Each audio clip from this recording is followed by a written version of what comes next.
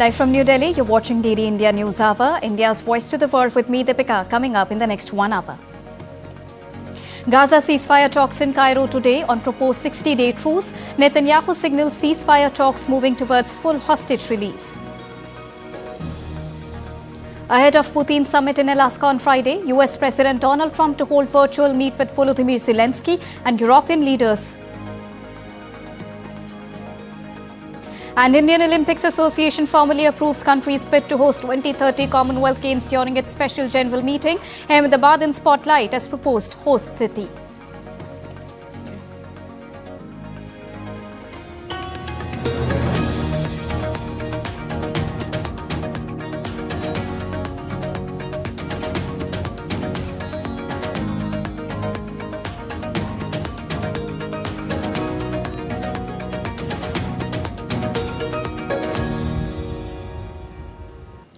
Good afternoon to all the viewers joining us at this afternoon broadcast. To begin with the latest, a Hamas delegation is in the Egyptian capital Cairo to discuss resuming Gaza ceasefire talks today with the goal of reaching a temporary 60-day truce agreement.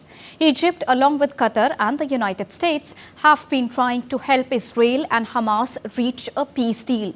Now, despite efforts, no breakthrough has happened since a short-term truce earlier this year. The Hamas team, led by Chief Negotiator Khalil al-Hayya, were invited by Egypt to discuss the latest developments in ceasefire talks and prisoner exchanges. Cairo meetings will focus on ending hostilities and releasing prisoners. The discussions include a potential 60-day truce followed by longer negotiations. They also aim to exchange all Israeli captives, both alive and deceased, in one deal.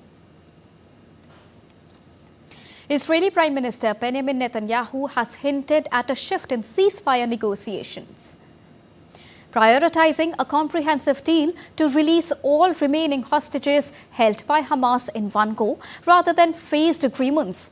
Now, this comes as Egypt and Qatar prepare a new framework for a lasting ceasefire, including Israeli troop withdrawal, according to Arab officials. Israel's threat to expand its offensive into Gaza's remaining areas, where 2 million residents seek refuge, has drawn global criticism and may aim to pressure Hamas. The group holds 50 hostages from the 7th of October 2023 attack, with Israel estimating 20 are alive. Egypt continues to push for a 60-day initial ceasefire to free some of the hostages and boost aid, hoping to pave the way for a permanent truce.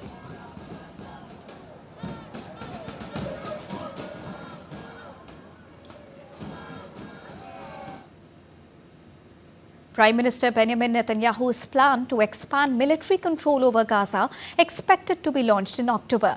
The military chief of staff has warned it could endanger surviving hostages and prove a death trap for Israeli soldiers.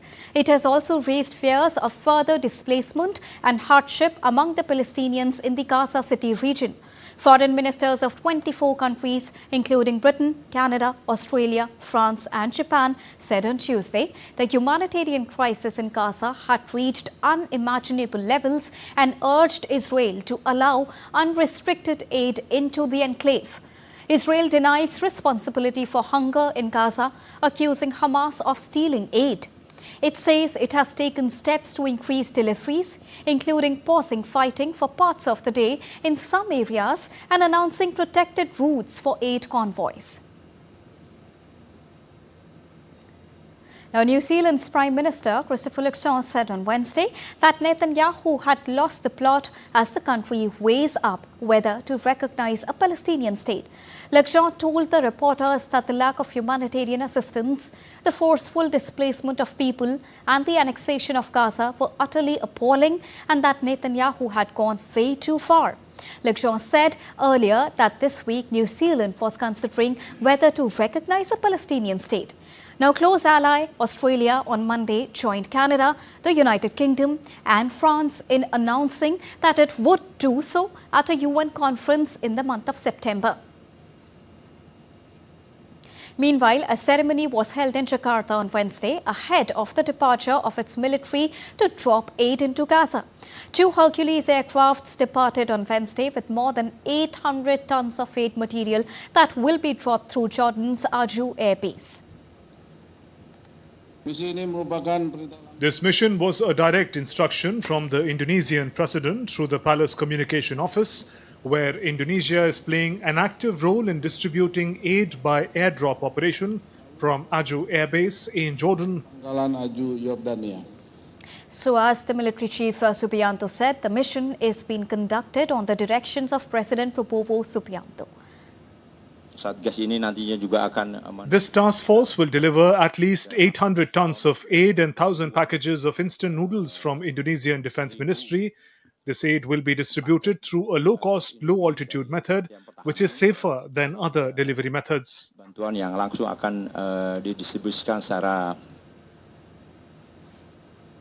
Now, European Union leaders and Ukrainian President Volodymyr Zelensky will hold online talks with the US President on Wednesday, hoping to convince him to respect Kyiv's interests when he discusses the war with Russia's Vladimir Putin in Alaska on Friday. Zelensky will travel to Berlin to join the afternoon video conference with the host, Chancellor Friedrich Merz. Merz has also invited the French, British and other European leaders and the heads of the European Union and NATO to take part in the talks. Now, Merz's office said the conference call would discuss further options to exert pressure on Russia and preparation of possible peace negotiations and related issues of territorial claims and security. They are then expected to talk to Trump and Vice President J.D. Vance in a second round of the conference call. The Trump-Putin meeting on Friday is so far planned to go ahead without Zelensky. So this has fueled fears that Kyiv could be forced into painful concessions, including over land. European Union leaders have stressed that the inherent right of Ukraine to choose its own destiny, adding that international borders must not be changed by force. Zelensky ruled out withdrawing troops from the Dawnpass region that Moscow claims. Now, as the presidents of US and Russia are meeting in Alaska on Friday, concerns are emerging over Ukraine being left out, where a possible deal may emerge to end the conflict. Ukrainian President Volodymyr Zelensky has called this summit a personal victory for Russian counterpart.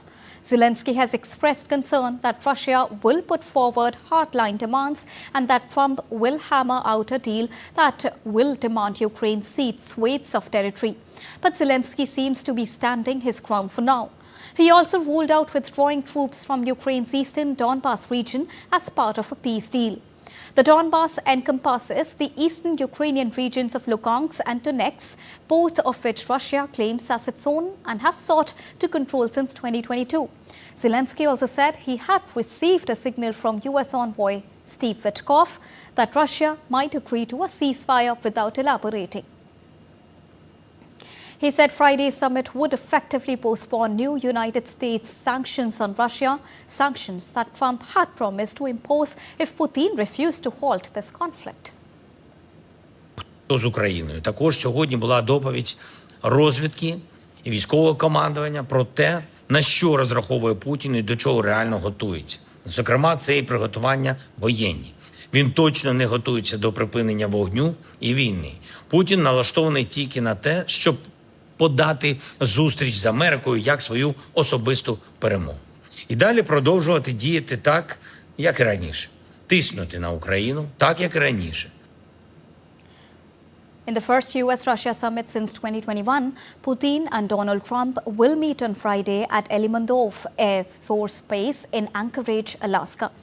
Now, to prepare for the summit, Russian Foreign Minister Sergei Lavrov held a call with United States counterpart Marco Rubio, who told a US radio show earlier that Trump did not regard the meeting as a concession to Russia. The White House, meanwhile, confirmed that the meeting came about after Putin requested for it. Now, though Donald Trump is open to a trilateral meeting with Putin and Zelensky later. Meanwhile, US Secretary of State Marco Rubio said that the president wanted to size up Putin directly.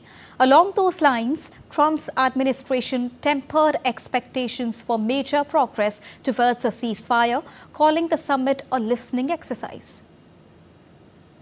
think this is a listening exercise for the president. Look, only one party that's involved in this war is going to be present. And so this is for the president to go and to get, again, a more firm and better understanding of how we can hopefully bring this war to an end.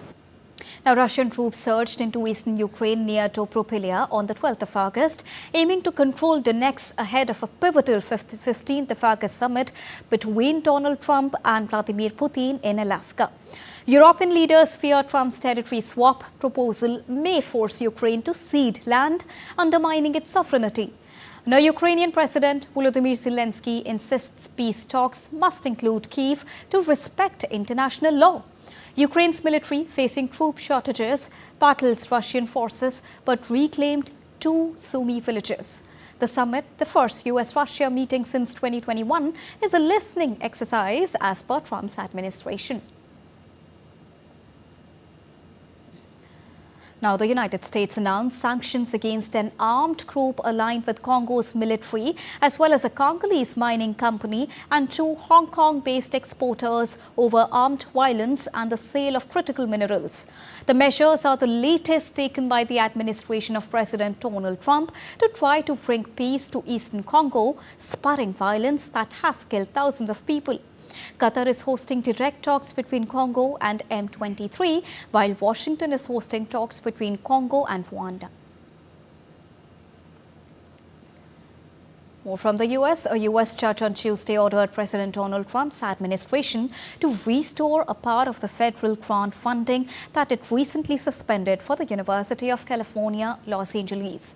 US District Judge Rita Lynn in San Francisco ruled that the grant funding suspensions violated an earlier June preliminary injunction where she ordered the National Science Foundation to restore dozens of grants that it had terminated at the University of California. The university said last week that the government froze $584 million in funding. The government alleges universities, including UCLA, allowed anti-Semitism during the protests. Time for a break, but still to come on the other side. South Korean President Lee to visit Japan for summit with Prime Minister Shigeru Ishiba. A UN report says Myanmar's junta is committing systematic torture, including beatings and electric shocks. And Typhoon Podul slams into southern Taiwan. Hundreds of flights cancelled, thousands moved to shelters.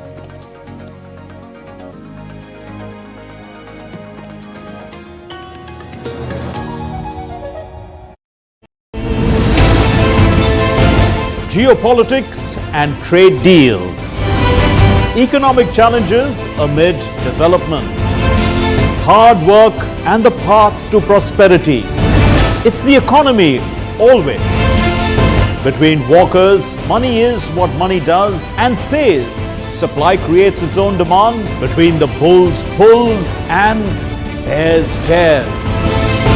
When supply chains globalization and India rises to the podium. We'll get you centered with the Economic Brief at 8 p.m. every Thursday on DD India.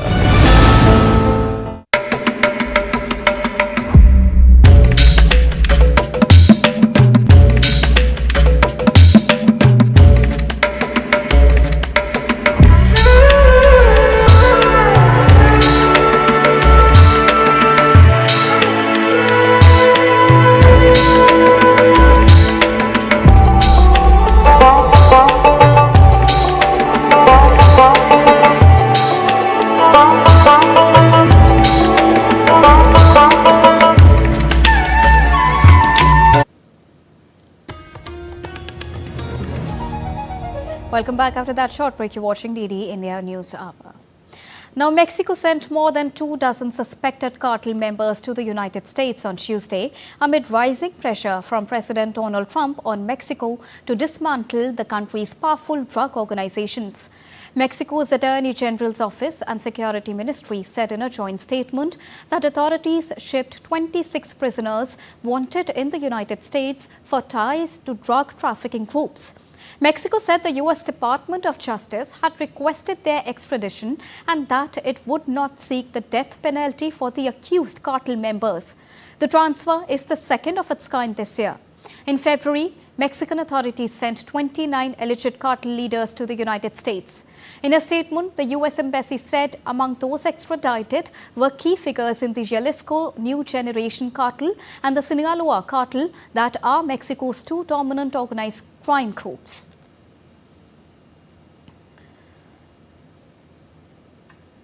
Bolivian presidential candidate Doris Metina marched through the main streets of La Paz, accompanied by a large crowd of supporters in a demonstration that marked the final day of his campaign on Tuesday.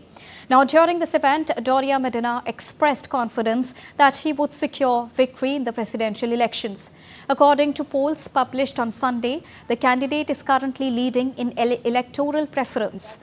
In his closing remarks, the candidate outlined some of his key promises for the first 100 days in office, including the return of US dollars to the Bolivian market and the normalization of fuel supply, two issues that have raised public concerns.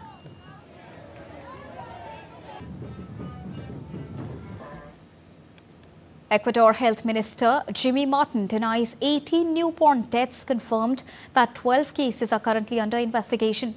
Well, during a press conference at the University Hospital, Jimmy Martin stated that 12 infants have died in July from various causes, among which 2 have shown the presence of the KPC bacteria.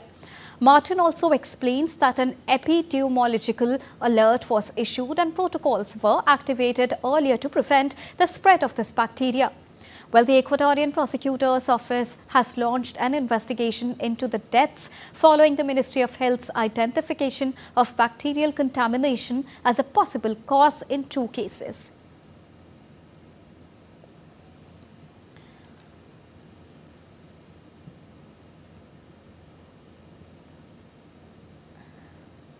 Well, summertime is travel time, and while travel patterns are changing around the world, total numbers of people exploring the planets are going up.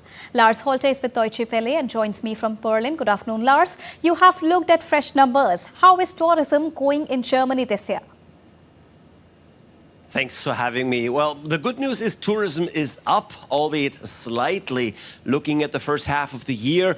So that obviously only covers the time getting into the beginning of summer, and it's leaving out what for many people in Europe is the prime travel time, pretty much July and August. Anyway, looking at those numbers for the first half of the year, we're seeing growth of 0.1% for travel within Germany. Now, that doesn't sound like much, but it actually comes on top of a record year last year. So we're seeing an extremely strong trend over the past few years, with a lot of people visiting or traveling within Germany. Now, what's interesting, numbers of international visitors have gone down by 12%, but that is because last year Germany hosted the Football Euro Cup, and that obviously brought in a lot of visitors from all the participating nations. That is obviously a one-time event. Now we see that factor gone, but interestingly enough, it's all being made up by domestic travelers, hence the slight uptick in the bottom line. So, Lars, why is domestic travel so strong then? Well, I want to say it's because Germans are realizing more and more how beautiful the country is. There are great cities to explore. There's great hiking. There's beautiful coasts, mountains, castles. Really, Germany is worth exploring. However, if we're really honest here, the strong growth in domestic travel is much more coming due to 2 factors, and those are not really that positive. For one, even though the economy is coming back a bit, growing a little stronger again, we've had some rough times here, a long recession followed by a stagnation. Despite new initiatives by the government to prop up the economy, growth is only coming back very slowly. And in such an environment, people tend to vacation on the cheap. And obviously travel within the country is a lot cheaper indeed, with no need to fly.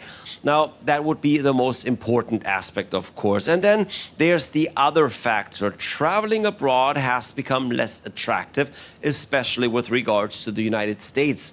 It used to be one of the top travel destinations for Germans, But under the Trump presidency, with all the troubles around trade, but also immigration, visa, and even the outright horrible cultural developments in the US, many people currently don't want to travel there. And that's not only true for Germans, but actually affects tourism from other countries as well. All right, thank you so much, Lars, for joining us and bringing us the latest straight from Germany. Moving on, a report by United Nations Independent Investigative Mechanism for Myanmar blames Myanmar's junta of torturous crimes since they took to power back in the year 2021. The report released on Tuesday has accused Myanmar of systematic torture in its detention centers, including beatings, electric shocks and gang rape. The country has been ravaged by civil war since 2021, where the junta has cracked down brutally on the fighters of ethnic groups and others. Now, more than 30,000 people have been arrested since then, says the report, claiming of serious abuses during interrogations and in detention facilities. The report also mentions of detaining children aged between 2 and 17 years on behalf of their parents, as it drew conclusions based on the testimonies of nearly 600 eyewitnesses. The report also mentions of some cases where executions of captives were carried out by fighters as well, saying war crimes have been committed by both the sides during this whole time. Former Malaysian Prime Minister Najib Razak, jailed since August 2022 for his role in the multi-billion-dollar Malaysian development Berhad scandal, secured a significant legal victory on Wednesday. Malaysia's federal court unanimously dismissed an appeal by the Attorney General, allowing Najib to pursue a judicial review to confirm and execute a royal order allegedly issued by former King Al-Sultan Abdullah. Najib claims that addendum order tied to a 2024 pardon that halved his 12-year sentence entitles him to serve the remainder under his house arrest. While the court acknowledged the document's existence, it could not verify its authenticity, referring the case to a lower tribunal for further review on the 18th of August. The decision has sparked controversy, with government authorities denying knowledge of the order despite confirmation from the former king's office, raising questions about transparency and political motives. South Korean prosecutors raided the headquarters of the former party of jailed former President Yunsukuns on Wednesday. The raid was conducted to gather evidence in an election meddling case against his wife Kim Kyo-hee, a day after she was arrested on corruption and other charges. Now, Kim is South Korea's only former First Lady to be arrested, joining her husband, ex-President Yoon Suk-yeol. The court issued the warrant for Kim's detention, the special prosecutor appointed in early June said in a brief message. The charges against her range from stock fraud to bribery and illegal influence peddling. Kim is also accused of receiving 2 Chanel bags together, valued at 20 million won, and a diamond necklace from a religious group as a bribe in return for influence favorable to its business interests, though Kim's lawyers have previously denied the accusations. South Korean President Lee Jae-myung will visit Japan on the 23rd and 24th of August for a summit with Prime Minister Shigeru Ishiba. The leaders will focus on enhancing regional peace and strengthening trilateral cooperation with the United States, said the spokesperson. Now, despite Lee's past criticism of Seoul-Tokyo rapprochement, he and Ishiba pledged to deepen ties at their first meeting during June's G7 in Canada. Historical tensions from Japan's 1910 till 1945 colonial rule over Korea continue to challenge relationship between the U.S. allies. The summit occurs as both the nations address U.S. tariffs under President Donald Trump, with Lee set to meet Trump in the U.S. on the 25th of August. The talks aim to foster stability in Asia, reinforcing economic and security collaboration amid global uncertainties, including ongoing geopolitical developments, while navigating the complexities of historical and economic ties. Now, China announced preliminary anti-dumping duties on Canadian canola imports, escalating a year-long trade dispute that began with Ottawa's imposition of tariffs on Chinese electric vehicle imports last August. The provisional rate will be set at 75.8%, effective from Thursday. The Canadian government disputed the Chinese finding, saying in a statement late on Tuesday the country does not dump canola and that it was deeply disappointed with China's decision but remained open to a dialogue. Canada is now in trade conflicts with the world's two largest economies as its exports also face tariffs imposed by the United States. Now, Canada's top canola meal and oil market is the US, while China buys the bulk most of Canada's canola seed exports. China, the world's largest importer of canola, also known as rapeseed, sources nearly all its supplies of the product from Canada. The steep duties would likely all but end imports if they are maintained. Moving on. Typhoon Podul has hit Taiwan's sparsely populated southeast coast on Wednesday, packing winds of up to 191 kilometers per hour. Typhoon Podul unleashed strong winds and heavy rains on Green Island, located off Taiwan's southeastern Taitung province. A large swathe of southern and eastern parts of the island have been shut down and hundreds of flights were cancelled. Now, Podul slammed into the southeastern city of Taitung at around 500 GMT. Thousands of people were sheltered and fishermen have secured their boats across Taiwan. Many ferry services have been suspended and businesses and schools across the south are closed. More than 31,500 soldiers were ready to assist in typhoon preparations as well as rescue and relief efforts are ongoing. More than 5,500 people have been evacuated from their homes.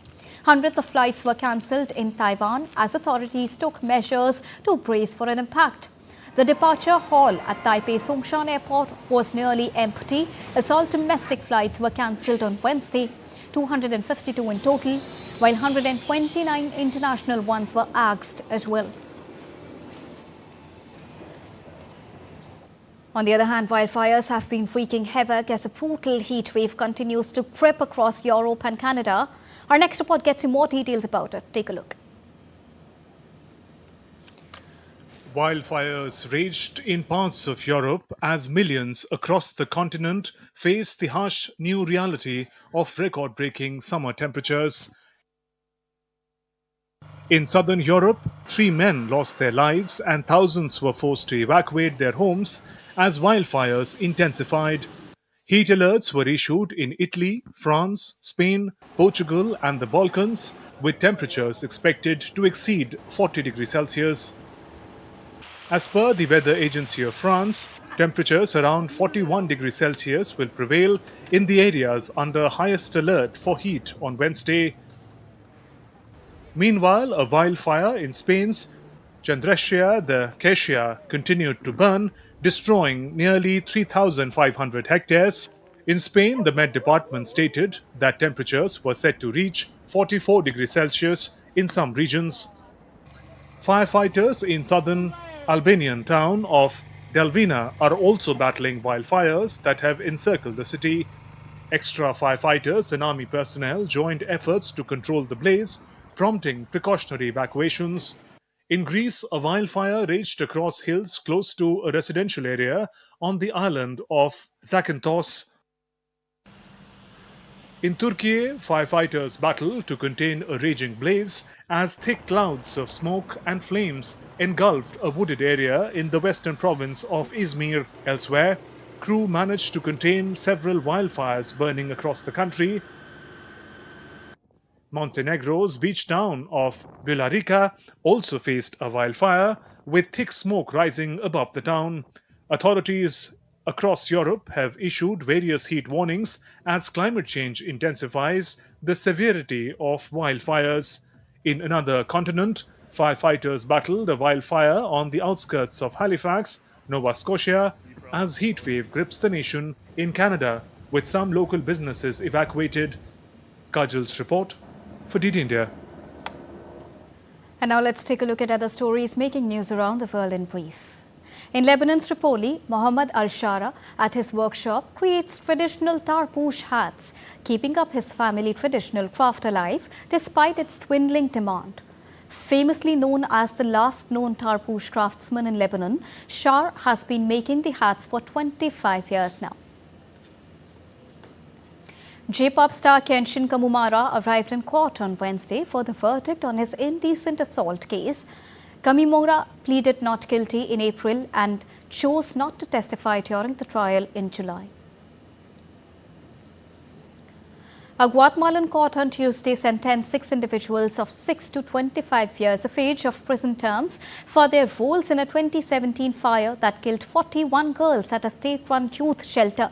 The punishment marked a significant step towards justice in a national tragedy that drew international condemnation. Approximately 35 Union Pacific cars derailed off a Union Pacific Railroad train 2 miles east of Gordon, Texas, on Tuesday, catching fire. It assumed that the train was carrying hazardous material. Nobody was injured in the accident and the fire was contained by the local fire department. Time to take a short break, but still to come on the other side. Up next, we'll get you a rounded perspective with expert analysis on Trump's decisional impact on the USA. Up next, we'll get you a special report on how India lifted over crores of people out of poverty. And World Organ Donation Day today, a day to raise awareness about organ donations.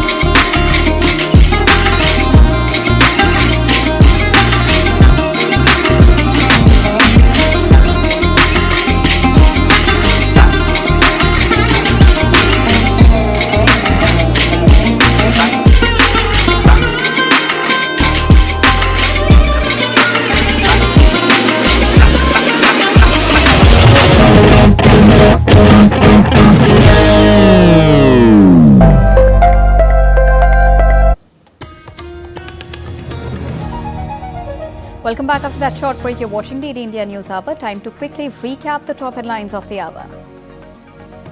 Gaza ceasefire talks in Cairo today on proposed 60-day truce. Netanyahu signals ceasefire talks moving towards full hostage release. Ahead of Putin's summit in Alaska on Friday, US President Donald Trump to hold virtual meeting with Volodymyr Zelenskyy and European leaders. And Indian Olympics Association formally approves country's bid to host 2030 Commonwealth Games during its special general meeting. Ahmedabad in spotlight as proposed host city.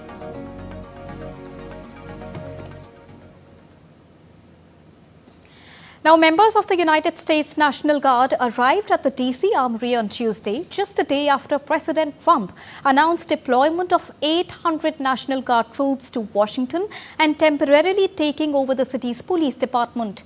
Now, in addition, Trump will be sending about 500 federal law enforcement agents to supplement the city's police force during the 30-day emergency deployment.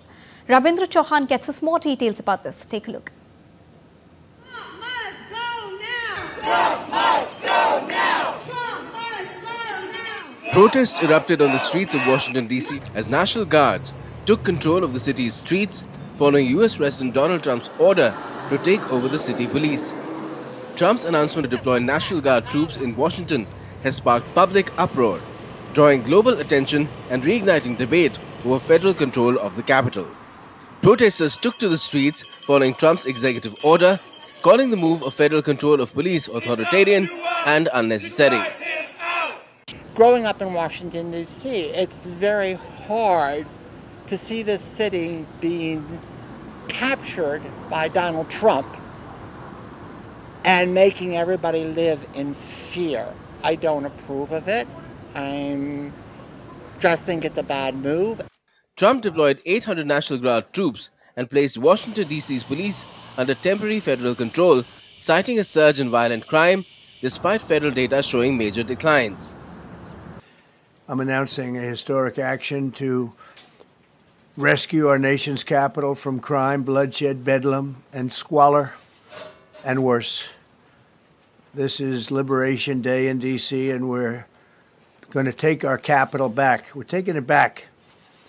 Under the authorities vested in me as the President of the United States, I'm officially invoking Section 740 of the District of Columbia Home Rule Act. You know what that is? and placing the D.C. Metropolitan Police Department under direct federal control, and you'll be meeting the people that will be directly involved with that. Trump's move comes in the context of a report which says that violent crime spiked in 2023, making DC one of the nation's most dangerous cities at the time. But in 2024, violent crime dropped 35% and it's down another 26% so far in 2025, according to official data.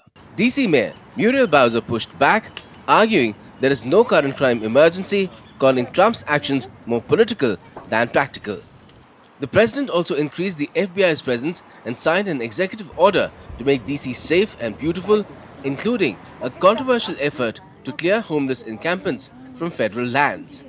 I think the new executive order is geared towards picking up homeless people in the streets that are actively doing drugs and taking them into some sort of detention center where they can start the rehab process.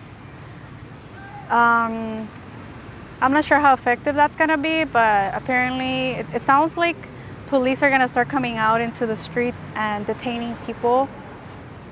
Under the US Constitution, only Congress has full legislative authority over Washington, D.C. The Home Rule Act of 1973 grants the city limited self-governance, allowing residents to elect a mayor and a council. However, Congress still controls the city's budget and can overturn local laws, as it did in 2023.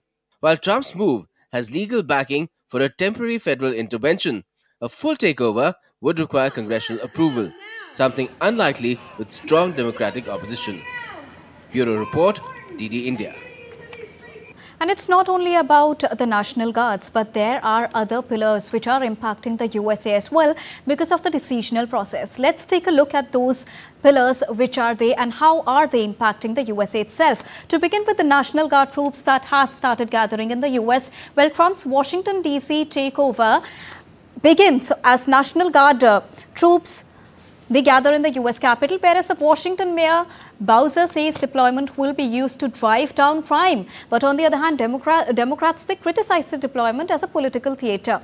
Moving on, there is another pillar, which is the tariff. So Trump tariff impact on the U.S., if you take a look at it, it has already hit the U.S. itself, with U.S. prices continuing to rise in the month of July. And not only this, reports also suggest inflation that can be triggered in the USA. And apart from that, tariffs are also hitting household budgets in America. And further, they can also push the dollar closer to a trust crisis. Another very important pillar, another very important decision of Donald Trump, which is impacting the US people themselves, is the homelessness plan. Now, Trump wants the homeless out of Washington, but the advocates who are advocating in favor of homeless people, they say that this is not the way to solve homelessness problem in the capital. Moving on, let's also talk about immigration raids. Trump has intensified the deportation efforts regarding the immigrants. But Priest and Migrants Home Director says that people working in the fields are not criminals. And the crime rate is also going down. We just saw that in the report. Moving on, let's also talk about the Fed chair, because lawsuit against Fed chair is what Trump has been planning, and it has a repercussion. The dollar has already weakened on Wednesday because of this particular thing. Now, and apart from that, Trump wants the Fed chair to be moved according to him. And to give you a rounded perspective on this, I'm joined by our expert, Mr. Ashok Sajjanhar, who's a former senior diplomat. Good afternoon, sir. Thank you so much for joining us right now. Now, taking a look at the overall picture and the statements made by the people of the United States themselves. First, to begin with the National Guard troop deployment, considering the report that violent crimes actually are declining. How do you see this move of Donald Trump when the critics cry it out as a political overreach tactic? Yeah, thank you very much, Deepika, for having me. You're very right. I think it has really, the US society is polarized between the Republicans and the Democrats. And this will further fuel the fires. This will further polarize the system. And that is what the opponents of Donald Trump seem to be suggesting, that, what he has said is that it is violence, it is violent gangs who are ruling the streets of Washington, D.C. Also, it is homelessness. But this is not the way to go about it, because he has not presented any plan in terms of how to deal with the homeless people. Meaning, if they are shifted from Washington, D.C. to some other place, then it is going to transfer that problem to some of the other stations. Now, there are a large number of NGOs who have been working in Washington, D.C. I remember when we were there, homelessness is not a new problem. Washington has always, and many other cities, big cities, metropolitan cities in the United States have suffered from that. This is not the way to deal with it. So that is what the opponents of Donald Trump and the Democrats seem to be suggesting, that it's a political move. He wants to move against the Democrats. So neither the violence of the violent gangs or homelessness issue is going to be resolved by this. The mayor of Washington, D.C. has said that there was a rise in crimes, violent crimes after COVID-19, but over the last few years, more than 30% decrease in violence has taken place, and they are well on way to controlling this. So it appears both to the supporters as well as definitely to the opponents of Donald Trump that this is a political move and it is not going to have much of an impact on the ground. That's true. And also discussing the USA without discussing tariffs is not justifiable. And interestingly, not only tariffs are impacting the respective countries, but it has a certain amount of serious impact on the US itself, as the reports are saying.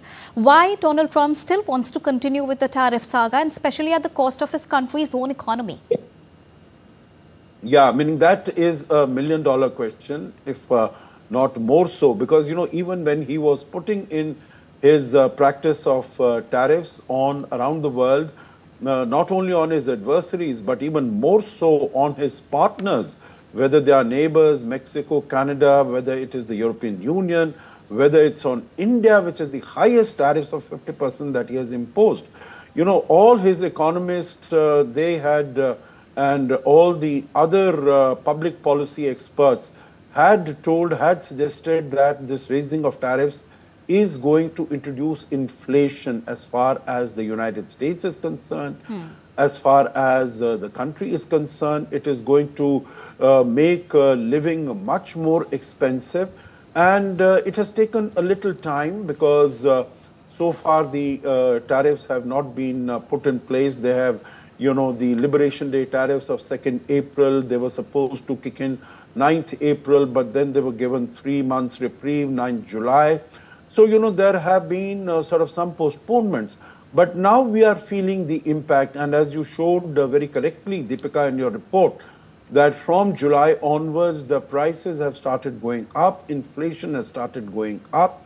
And also in this period of uncertainty, investments in the United States will also, you know, the investors will hold back. They will not come forward for investment. So this is going to have an impact on job creation, new job creation, and I'm sure that is going to demonstrate itself in the new reports on the economy that are going to come forward. But Mr. Trump is he's weaponizing the tariffs. He thinks that is the panacea for all ills and evils that the United States is facing. But I think that's a very misplaced assessment, and the results are going to be out very soon, and they will reflect them in the midterm polls that are going to take place in November next year. Definitely. Let's also talk about the ongoing geopolitical tensions. Trump is all set to meet Vladimir Putin, and also when we talk about it, land swap is on the agenda.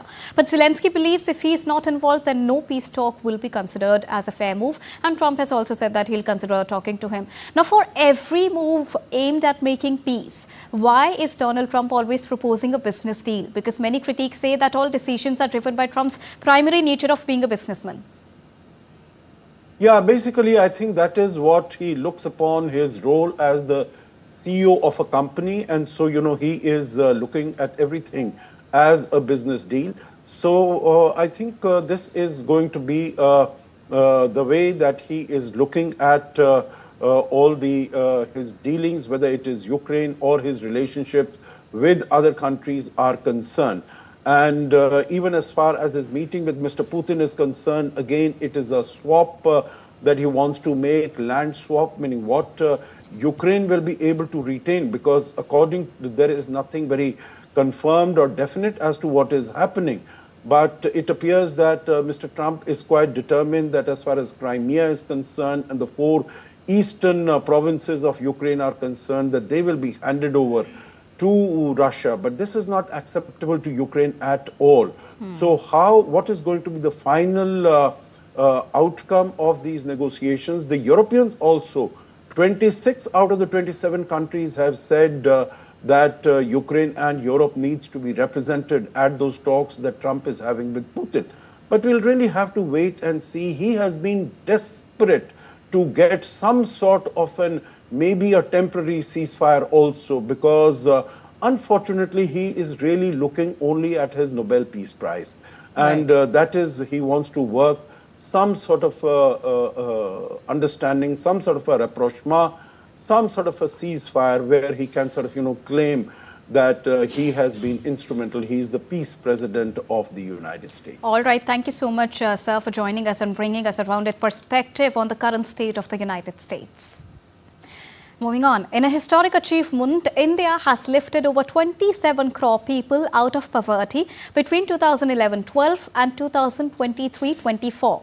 Using the Rangarajan poverty line, poverty rates plummeted from 29.5% to 4%, equal resource sharing or 34.7% to 10.5%, unequal sharing. Now, women and children led the gains, with poverty rates dropping to 2.2% for women and 17.8% for children, driven by shifts in household resource allocation. The graph also shows poverty rate declining from 2011-2012 to 2023-24. Government initiatives like Pradhan Mantri Awas Yojana and Mudra loans empowered the women, who hold 55.7% of Jan Dhan accounts. The poverty gap narrowed significantly, especially for women 6.4% and children by 17.9%. Now, this women-led transformation, fueled by economic growth and inclusive policies, marks a global milestone in poverty reduction, setting a model for equitable progress.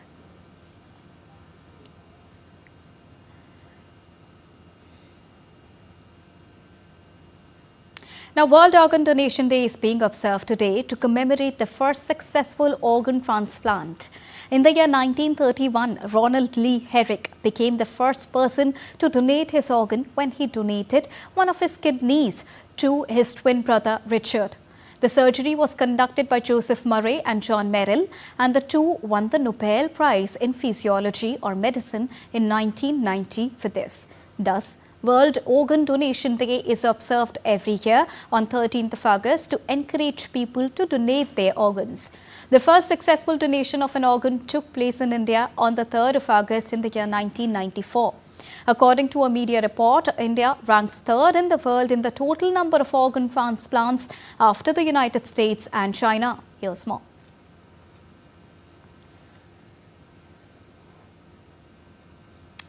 And you're watching Daily India News Hour. Now it's time to get you all the latest from the world of sports.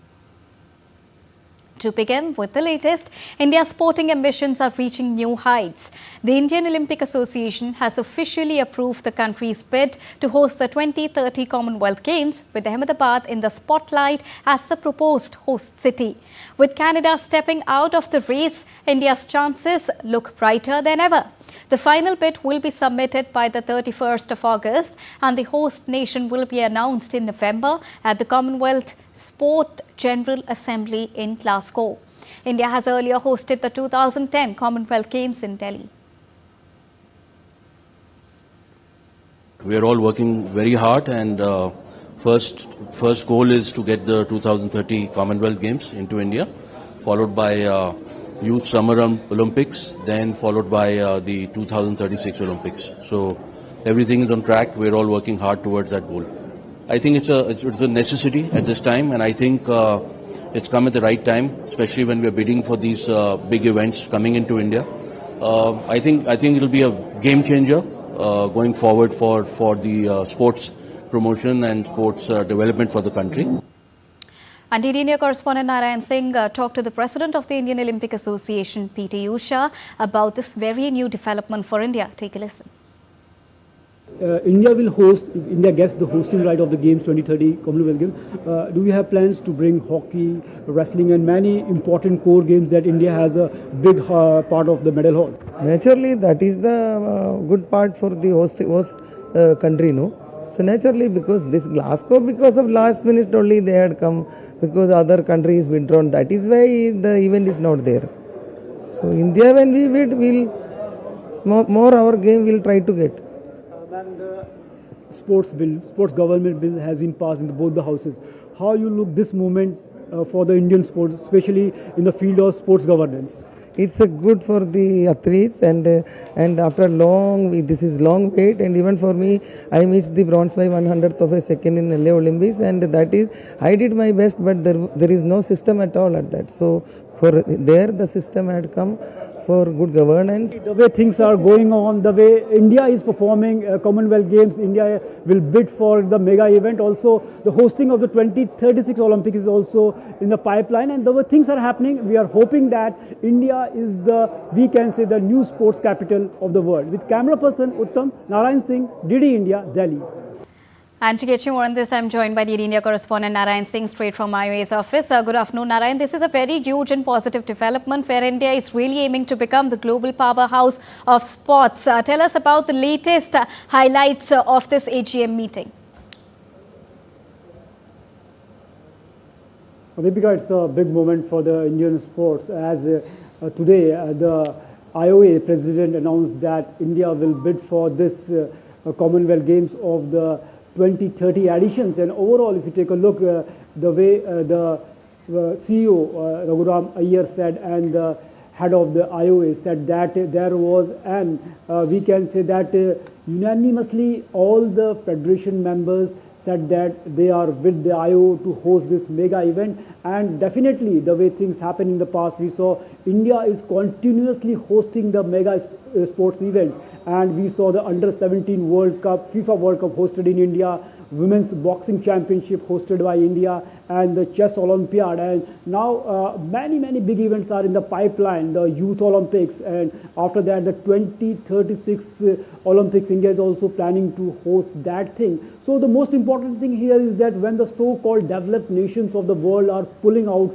from hosting the mega event, if you take a look, the 2036, first the Victoria state of Australia was supposed to host those games, but that Victoria pulled out. Then after that Malaysia too pulled out, and in this edition news is that the Canada is also pulling out from the 2030 Commonwealth Games. So India is coming forward. India is, we can say that, making a new, we can say that, mark in the sporting world, the way they are coming ahead and planning to host the mega events. And it is the vision of the Prime Minister Modi to make India the top sporting nation of the world. And all things are happening. And yesterday we saw the sports bill was passed in Rajya Sabha, and because we can say that it's also monumental achievement for the Indian sports, because with the help of the sports bill, we see that there will be an alignment between the IOC charter and the Paralympics charter, so that we can host the mega event. So definitely it's a watershed moment for the Indian sports, we can see that. All right, thank you so much, Narayan, for joining us and bringing us the latest on this new development. Moving on, Olympic champion Sweden Sarman Monddu Duplantis stunned the world once again after he broke his own world record for the 13th time on Tuesday. Duplantis bettered his pole vault world record by a centimetre, clearing 6.29 metres at the athletics meeting in Budapest. The double Olympic gold medalist soared over the bar at the second attempt to improve on his 6.28 metre from Stockholm in June. It was the 25-year-old third record of 2025, having also cleared 6.27 metres in Clermont-Ferrand in February. And that's all for this edition of the India News Hour. But do let us know your thoughts on the news of the day. For those on the go, you can get all the latest news and updates from India and across the world on the DD India mobile app. The app is available on both Android and iOS platforms. Scan the QR code on the screen to download it right now. We'll be back with more news as it breaks here on DD India. I'm Deepika, and from all of us here in New Delhi, thank you so much for watching DD India News Hour.